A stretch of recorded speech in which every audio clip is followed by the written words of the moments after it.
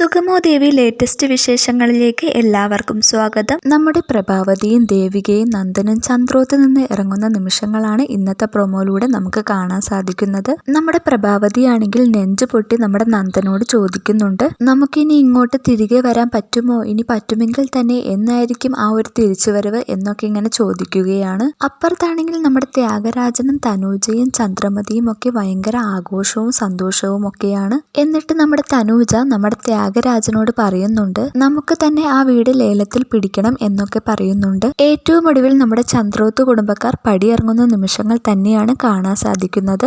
ഇനിയിപ്പോൾ ഇവർ എങ്ങോട്ട്, അല്ലെങ്കിൽ ആരെങ്കിലും ഒക്കെ ഇവരെ സഹായിക്കാൻ വരുമോ ഇല്ലയോ എന്നൊക്കെയാണ് നമ്മൾ പ്രേക്ഷകർക്ക് അറിയേണ്ടത്.